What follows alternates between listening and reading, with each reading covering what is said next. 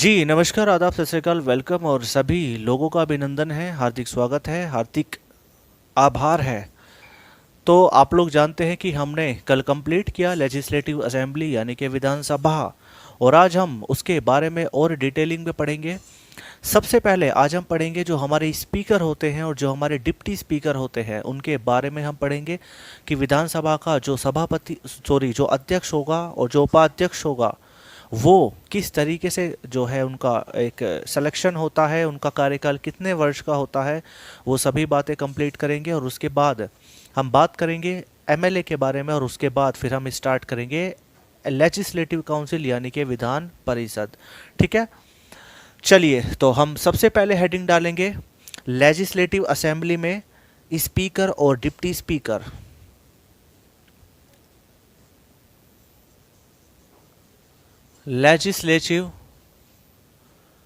Legislative assembly यानी कि विधानसभा। और हम लेजिस्लेटिव असेंबली यानी कि विधानसभा में जो पढ़ेंगे वो पढ़ेंगे स्पीकर के बारे में और डिप्टी स्पीकर के बारे में, यानी कि स्पीकर के बारे में और डिप्टी स्पीकर के बारे में। जिस प्रकार से जो हमारी लोकसभा में स्पीकर होता है उसी प्रकार से हमारी राज्य की विधानसभा में भी स्पीकर होता है, यानी कि जिसको हम हिंदी में बोलते हैं अध्यक्ष। क्या बोलते हैं? जिसको अध्यक्ष बोलते हैं, और इसको क्या बोलते हैं? उपाध्यक्ष। तो सबसे पहले अगर हम बात करेंगे स्पीकर और डिप्टी स्पीकर के बारे में, तो ये जो स्पीकर होता है यानी कि जो विधानसभा का जो अध्यक्ष होता है ये सत्ताधारी पार्टी से बनता है, यानी कि हमारी जो सत्ताधारी पार्टी होती है यानी कि जो रूलिंग पार्टी होती है उससे बनता है। यानी कहने का मतलब यह है कि ये सत्ताधारी पार्टी से होता है, और जो डिप्टी स्पीकर होता है वो हमारी ओपोजिशन पार्टी से होता है, यानी कि विपक्षी पार्टी से होता है। और वहीं हम बात करें इनके आगे के बारे में, तो सबसे पहले हमें जानना होगा कि ये किस आर्टिकल में आते हैं। तो आप अच्छी तरीके से जानते हैं कि इनका जो आर्टिकल होगा वो 178 होगा। ठीक है, बल्कि मैं इस दोनों को यही लिख देता हूं। इनका जो आर्टिकल होगा वो होगा आर्टिकल 178। शायद आप लोगों को बिल्कुल क्लियर दिखाई दे रहा होगा, हालांकि अगर कोई प्रॉब्लम आती है तो बताना, ठीक है। बाकी मैं स्क्रीन पे भी देख पा रहा हूं, बिल्कुल परफेक्ट है जी। तो हम बात कर रहे थे स्पीकर और डिप्टी स्पीकर के बारे में। तो सबसे पहले बात करते हैं कि क्या ये दोनों मेंबर होते हैं विधानसभा के। सबसे पहला क्वेश्चन आता है कि क्या जो स्पीकर होता है या जो डिप्टी स्पीकर होता है विधानसभा का, क्या वो मेंबर होता है? तो बिल्कुल यस, डेफिनेटली। तो आपका आंसर होगा कि अगर आपसे पूछे कि ये मेंबर होते हैं, ये दोनों मेंबर होते हैं विधानसभा के यानी कि मेंबर ऑफ लेजिस्लेटिव असेंबली के, तो आंसर होगा यस, ये दोनों ही मेंबर होते हैं विधानसभा के। चाहे वो डिप्टी स्पीकर के बारे में बात करें, चाहे वो स्पीकर के बारे में बात करें। वहीं हम बात करें शपथ के बारे में यानी कि ओथ के बारे में, तो जी हाँ, इनको शपथ दिलाई जाती है, लेकिन आप याद रखेंगे कि इनको कभी भी स्पीकर और डिप्टी स्पीकर के रूप में कोई भी शपथ नहीं दिलाई जाती। तो यहाँ पे अगर हम बात करें इनके शपथ के बारे में तो आंसर होगा नो, इनको कोई शपथ नहीं दिलाई जाती। वहीं बात करें अगर हम रिजाइन के बारे में, तो क्या ये रिजाइन दे सकते हैं? तो बिल्कुल रिजाइन दे सकते हैं। और अगर हम बात करें स्पीकर के बारे में, अध्यक्ष के बारे में, तो अध्यक्ष जो इस्तीफा देगा, जो रिजाइन देगा, वो देगा डिप्टी स्पीकर को। और अगर हम बात करें डिप्टी स्पीकर के बारे में, तो डिप्टी स्पीकर अगर रिजाइन दे तो वो किसको रिजाइन देगा? स्पीकर को। यानी कि ये दोनों एक दूसरे को अपना रेजिग्नेशन लेटर सौंपते हैं। वहीं बात करें इनके टेन्योर के बारे में, इनके कार्यकाल के बारे में, तो इनका जो टेन्योर होता है वो 5 साल होता है। और इनकी जो मिनिमम एज होती है यानी कि सिलेक्शन की जो मिनिमम एज होती है वो 25 ईयर होती है, ठीक है।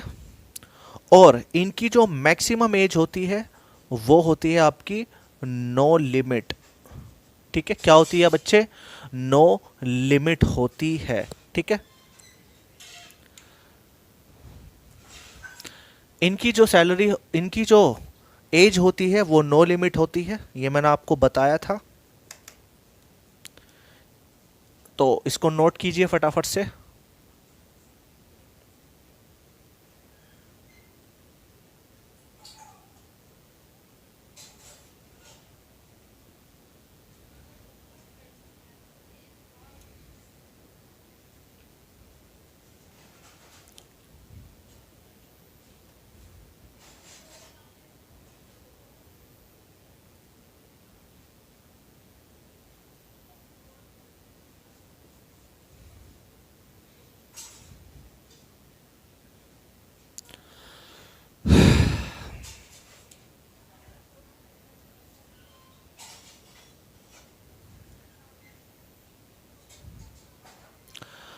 और अगर हम बात करें इनके सैलरी के बारे में,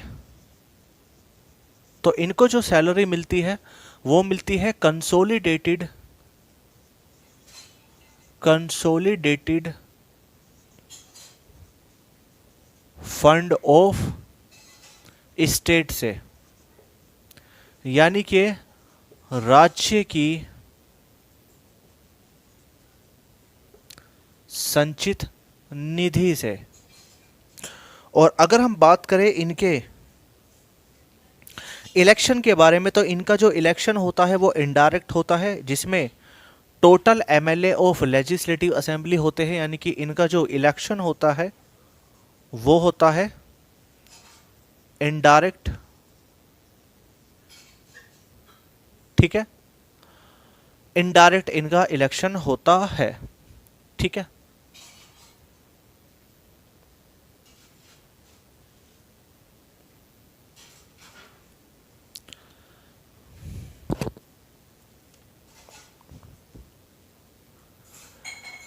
चलिए जी, तो सबसे पहले हम बात करते हैं इनके बारे में जी। तो सब आप लोगों ने इसको कॉपी कर लिया होगा, नोट डाउन करते चलेंगे साथ साथ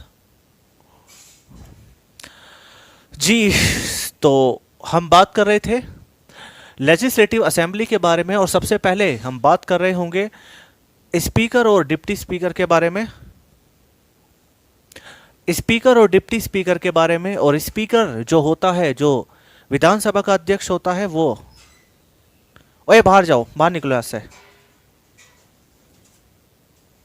बंद कर दो जी। तो हम बात कर रहे थे स्पीकर के बारे में।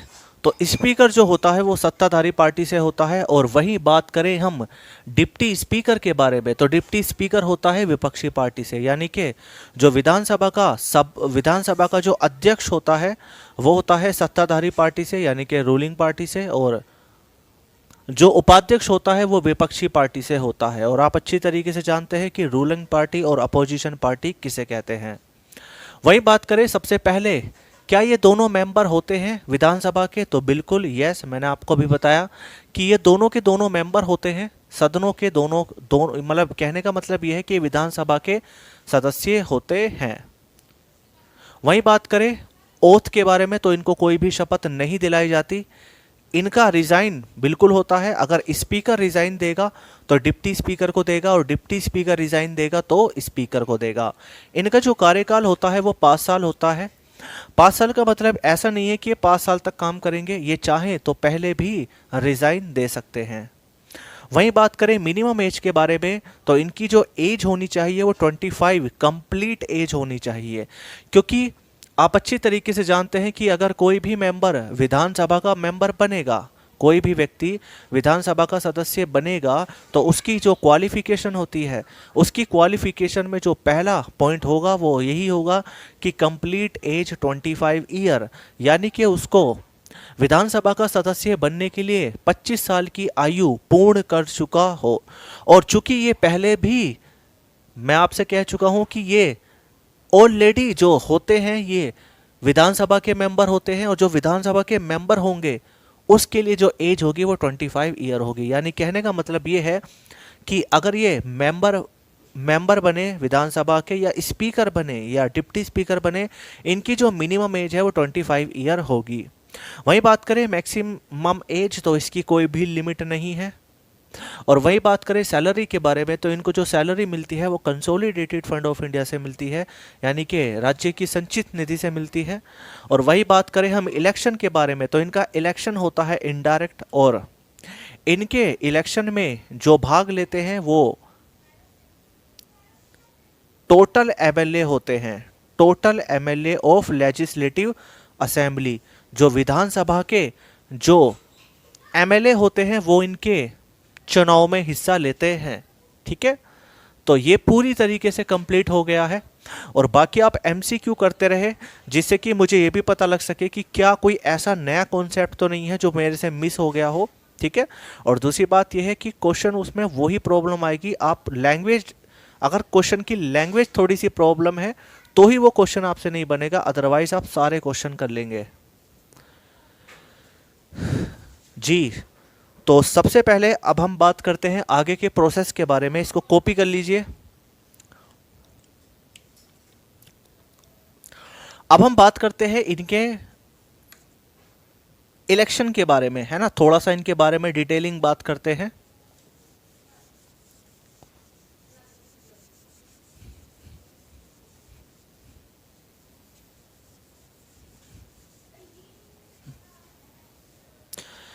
सबसे पहले अगर हम बात करें विधानसभा के बारे में,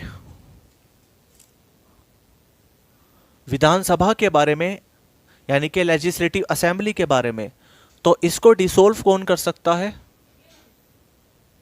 डिसोल्व बाय, तो आप अच्छी तरीके से जानते हैं, गवर्नर। यानी कि जो राज्य की जो विधानसभा होती है उसको केवल और केवल राज्य का ही राज्यपाल उसको भंग कर सकता है। ठीक है, और अगर ऐसा होता है, अगर विधानसभा भंग होती है तो जाहिर सी बात है न्यू इलेक्शन होंगे, यानी कि विधानसभा के न्यू इलेक्शन होंगे, यानी कि new election of legislative assembly, यानी कि विधानसभा के नए चुनाव। और जब नए चुनाव होंगे तो जाहिर सी बात है formation of new legislative assembly, यानी कि नई विधानसभा का गठन होगा। ठीक है, नई विधानसभा सर्जित होगी। ठीक है, और जब नई विधानसभा सर्जित होगी, गठन होगा, तो वहां पे एक व्यक्ति चुना जाएगा जिसे हम बोलते हैं प्रोटेम स्पीकर। क्या बोलेंगे? प्रोटेम स्पीकर, जिसे हम हिंदी में बोलते हैं तत्कालीन अध्यक्ष। ठीक है, और अगर हम बात करें डिटेलिंग के बारे में, तो इसको अपॉइंट के मैटर में, रिमूव के मैटर में, इसके टेन्योर के मैटर में, या इसके रिजाइन के मैटर में जो भी बातें होंगी वो किससे होंगी? गवर्नर से।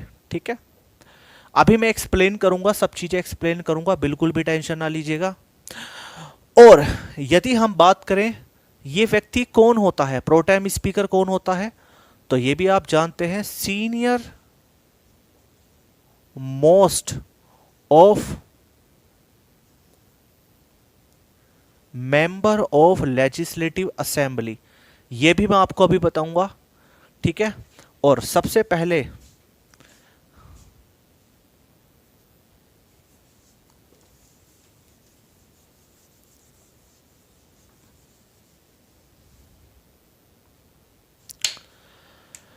जी, तो अब देखते हैं इसके बारे में।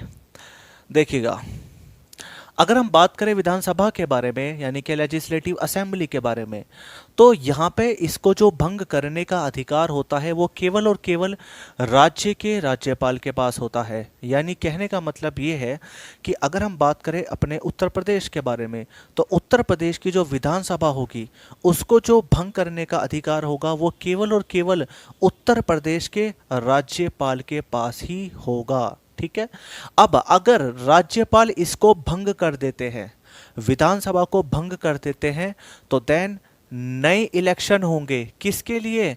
विधानसभा के लिए। क्योंकि जब विधानसभा ही भंग हो गई तो उसकी सारी की सारी सीटें खाली हो जाती हैं, तो देन उसके बाद नए चुनाव होते हैं। और जब नए चुनाव होंगे तो वहां पे गठन होगा नई विधानसभा का। और जब नई विधानसभा का गठन होगा तो वहां पे एक व्यक्ति को अपॉइंट किया जाता है। यानी कि अगर हम बात करें अपॉइंट के बारे में, तो उस व्यक्ति को अपॉइंट किया जाता है किसके द्वारा? गवर्नर के द्वारा। और अगर गवर्नर के द्वारा वो व्यक्ति अपॉइंट हो रहा है, अगर वो, 1 मिनट रुकेंगे जी, 1 मिनट रुकेंगे थोड़ा सा।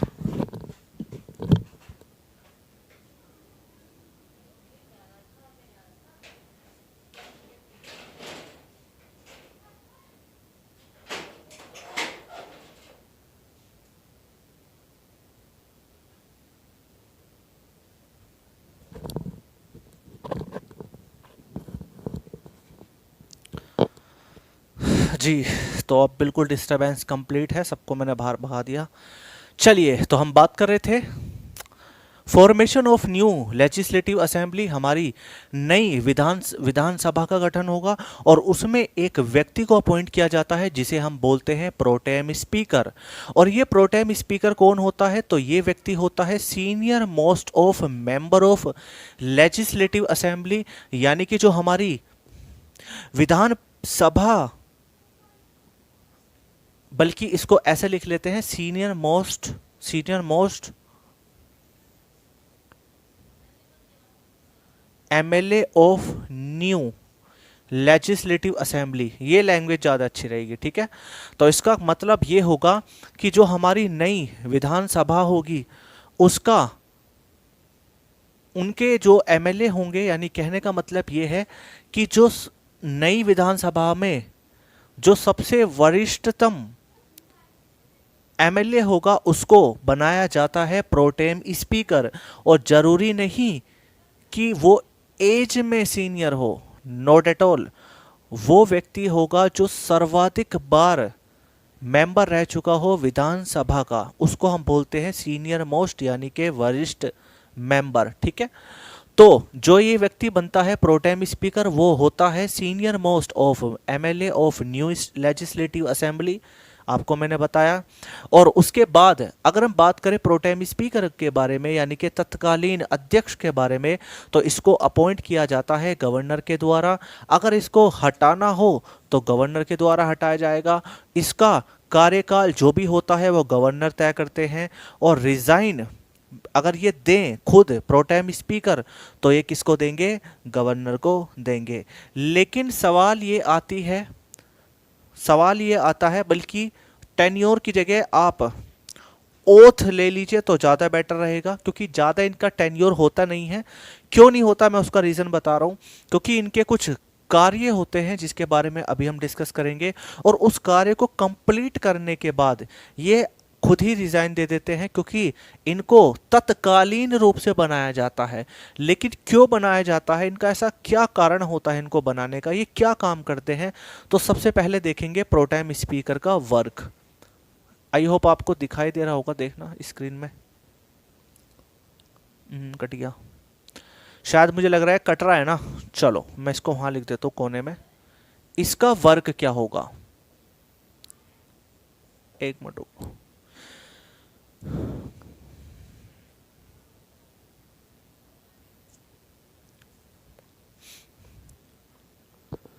इसका काम होगा सबसे पहला,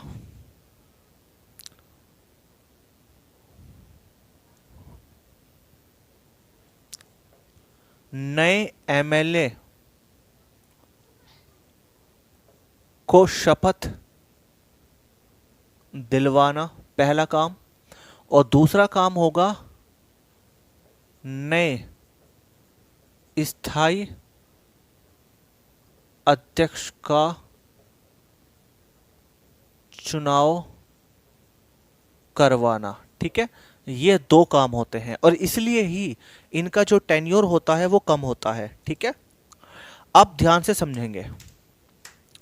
अगर आपसे पूछ ले कि जो प्रोटेम स्पीकर होता है उसका काम क्या होता है, तो पहला काम होगा कि जितने भी नए एमएलए होंगे नई लोकसभा, नई नई विधानसभा में, उनका उनको जो है शपथ दिलाने का काम होता है। और दूसरा, जो नए और जो विधानसभा में जो नए स्थायी अध्यक्ष होते हैं उनका निर्वाचन कराना, क्योंकि ये तो ऐसे स्पीकर के रूप में काम नहीं करेंगे, इनके द्वारा ही चुनाव कराया जाता है एक रियल स्पीकर का, ठीक है। और उसके बाद ये अपने पद से जो है इस्तीफा दे देते हैं, बिल्कुल जैसे लोकसभा में होता है प्रोटेम स्पीकर, जैसे मैंने आपको लोकसभा में पढ़ाया उसी तरीके से ये यहाँ पे भी होगा। और अगर बाय द वे इसके ऊपर कोई डाउट बनता है तो आप पूछ सकते हैं। हालांकि मेरे पास 15 दिन से किसी बच्चे का डाउट नहीं आया, कुछ बच्चों के डाउट थे वो कंप्लीट हो गए, बाकी आप डाउट भेज सकते हैं। और आज आपकी कंप्लीट होती है विधानसभा, जिसमें हमने स्पीकर और डिप्टी स्पीकर को भी पढ़ा। आज हम बात करेंगे विधान परिषद के बारे में, यानी कि लेजिस्लेटिव काउंसिल के बारे में। तो हेडिंग डालेंगे legislative council.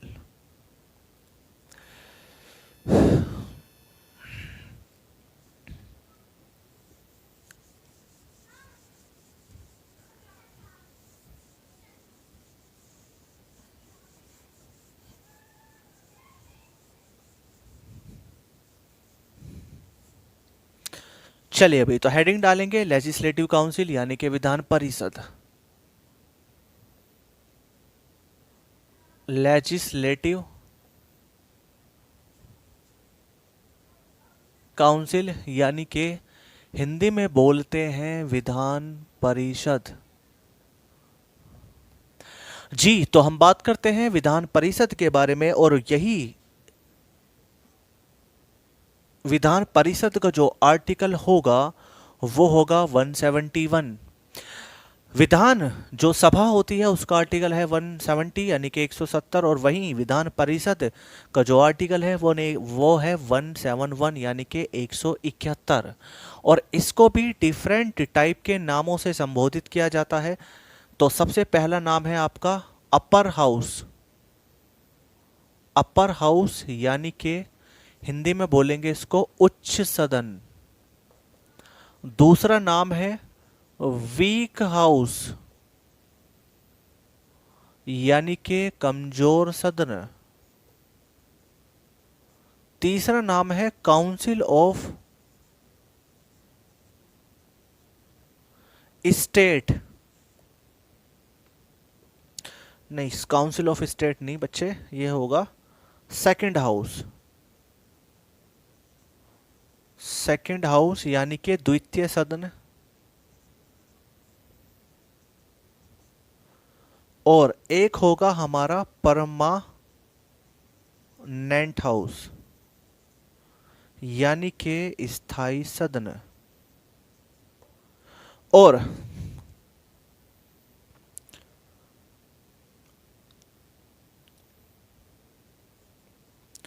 Legislative council can not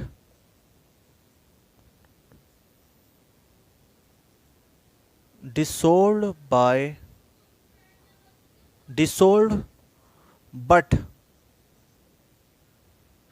legislative council can be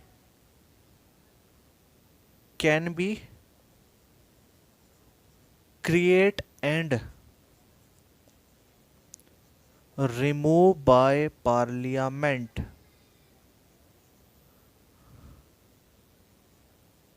article 169।